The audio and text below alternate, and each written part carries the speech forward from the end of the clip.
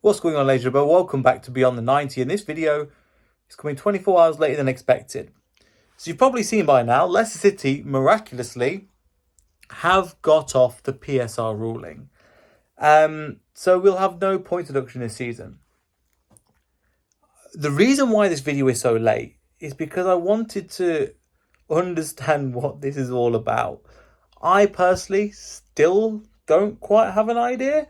I've been listening to all sorts of people, and I'll give you a bit of context. So I was sitting there, minding my own business, having my dinner, and then I get a call from my brother, who's a massive Leicester City fan as well. And he goes, "Have you seen the news?" And I go, "No." "Leicester City, you're off." And my brother likes, without slagging him too much, but my brother likes to, he's like, "No, this is what happened." And I went, "We're not going to get charged this year." And I went, "That's too good to be true." So I went online and I saw, oh my God, Leicester City released a statement saying we've won the appeal. And then I see it says it's won it against 2022, 2023. And I thought, okay, well, that's 1 year. Maybe we've got some other years to come. And then I did some more research. And then, because everybody was a bit flabbergasted in a good way, going, oh my God, is this actually real? And I've been trying to do my best to try and figure this out. Because listen, I've come into football because I love the game, I love my club, and I like to talk about the formation and tactics and try and figure out the best thing for my club. And then this came out of nowhere. So there's better people to understand. I think a video I've just been watching, and you should go and watch that one. I'll put a link in the description. Kieran Maguire, who's one of the best when it comes to football finances, has been on Leicester Till I Die with Chris. Make sure you go and watch that. He goes into a lot more detail. But I want to kind of summarise some of the bits he said, because, again, I was going to record this earlier, and then I was like, do you know what? Let me just go and watch ahead of that, because it's specifically on Leicester, on the Leicester fan channel, and the great Leicester fan channel. So make sure you go and subscribe to Chris if you haven't already. There's some fantastic content over there. I was then thinking, right, what would be the best thing to comment on? What can I put my 2 cents on? First of all, I'm obviously really happy that we're not going to have point deduction, because it was always in the back of my head. This put point deduction. And we've been mentioning it pretty much majority of shows that we've done since the summer, when it was all announced, or since February, when it was February, March time, when it was announced that Leicester City were going to get a point deduction, but not this year. It's going to be the year afterwards. From what I understand, it seems like, again, that the cut-off date from when they set it to for the 3-year period, we left the Premier League before then, so they can't charge us. So they hired one of the best lawyers in the business to get it done, and they've successfully won it. I thought this was just, when's it going to come? How much are we going to get? And we've dodged it. And people will look at Leicester and go, Leicester are the cheats. Leicester are the ones with the problem. And I think that's unfair, because we've done as the law said, according to what the law said.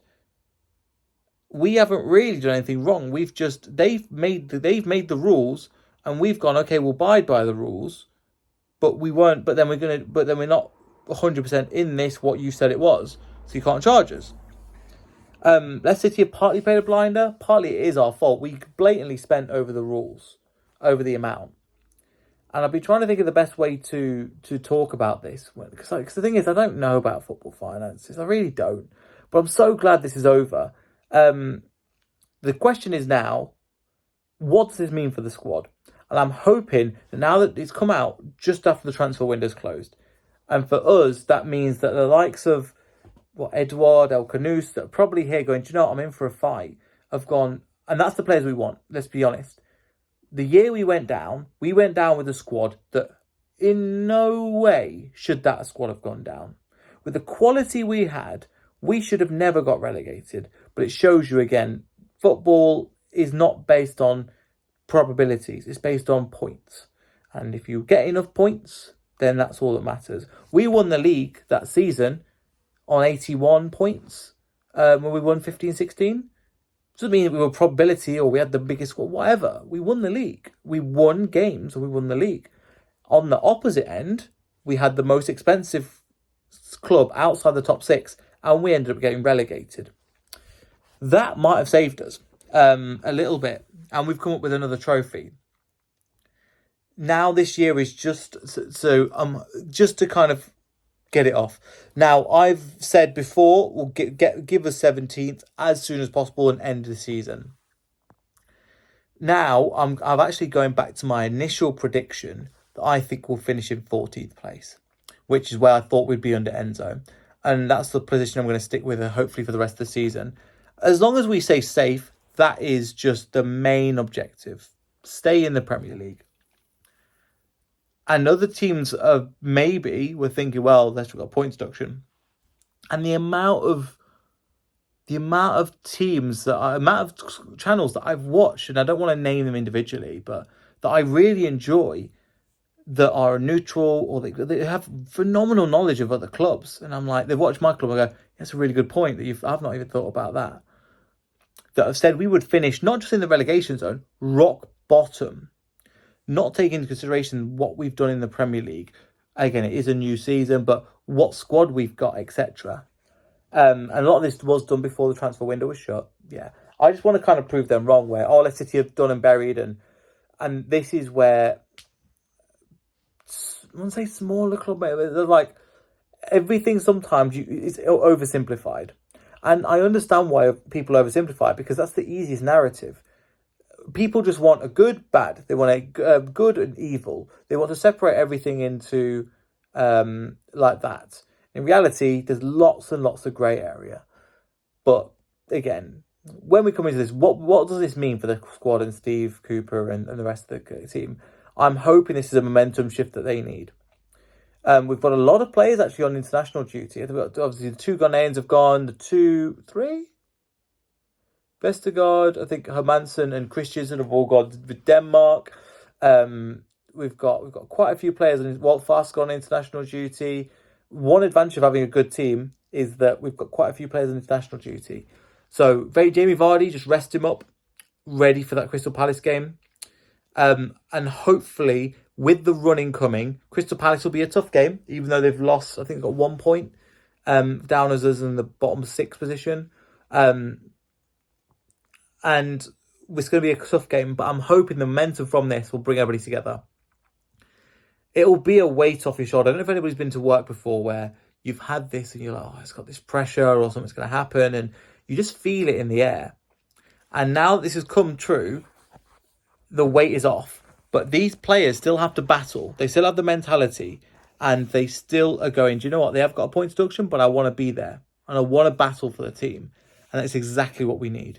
We need grifters. Jordan Ayew might not be the clearest signing and it might be the coolest signing in the world, but he's doing the job, and that's what we need the team to do. And we've got 2 squads of greatness. Let's be honest. Every position, barring probably left back, if you're counting Jace Justin as an only right back, and the goalkeeper, which I believe we've only got 1 real goalkeeper of choice. That's it. That's pretty much it for us. So I am happy that this is over, but I'm just saying we've got this. What do we do from here? And we build, not in terms of squad, in terms of momentum, and we start to get the points. Listen, Aston Villa were a tough team. Tottenham, we could have nicked a win, but let's be honest, on the they should have had 3 goals in the first half. So a draw, probably ideal. Fulham game I didn't manage to see, but again, we're still figuring out our feet. Now we've got the squad, now we've got the solidity. Now Steve Cooper, he's mentioned, we need attacking talent. We've got the attacking talent in now. The question is, what do we do from here? And we build and we continue that momentum up. I tried to do this as a short, and I was like, it's not going to happen, just because I've just got too much to say at this moment in time. I'm happy with what's obviously happened, and the thing is, the reason why it took so long is because I've tried to find out as much information as I could. I've checked Twitter, which is again not the best place for information, depending on what accounts you follow. I've checked again Sky Sports News, Talk Sport. I'm just trying to check as many resources as possible, because we just don't know. But now this is done, we've got an idea of what we're trying to do and where we're trying to go. Now we just need to build. And when we mean build, we've just got to build the points and start to just create that gap between us and the likes of Southampton, which I think are one of the nailed-ons to go down. Ipswich, I'm in two minds. They're a great team. They play fantastic football, but they might have come up just too early. And they've made some incredible signings, but they don't have the Premier League experience. And that's not to take away from them, because the likes of Schmodix and Delap and stuff are good players. Hutchinson's a good player, but the Premier League is a different beast, and they're finding that out at the moment. So they're down there on 1 point. Southampton, Everton are a weird one, because every season this season they go down. So I'm not prepared. Forest could be another team. So that's my thoughts on the situation. I'm really glad that obviously this is not coming true, because this has just been a little bit of a weight off our shoulders of Leicester City. And I'm hoping that the players go, do you know what? At least if we get relegated, it's going to be on us. We've got to turn up. We've got to fight as a team, and we've got to listen to Cooper, and he's starting to get his tactics right. We are young into this process of a new manager playing a new system with different players in different positions. All I would say is, again, get Ricardo in the team, because that's almost inexcusable. And that's not me slating the manager. That's me saying, come on, man. He's one of the best players, best technical players, or best all-round players we've ever seen at this club. And I've never seen such a versatile player.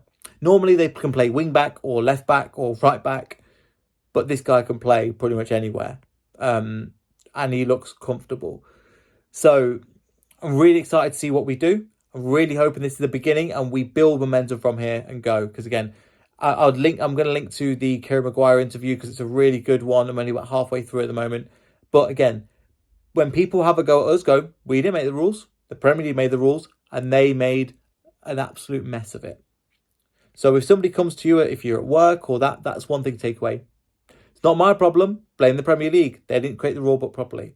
If somebody doesn't set the rules up properly, and then you go, do you know what? I'm going to do something that's in line with the rules. You can say, always the interpretation. The interpretation, that's the whole point of the law, to set the interpretation. So yeah, that's my thoughts on this. What are your thoughts? Leave them in the comments down below. Thanks for all the support. And we're going to hopefully have a video out next week, because of international break. It's not really a lot on at the moment, with Ali from Proud of South London Fan TV. And we'll see you all in the next video. So goodbye.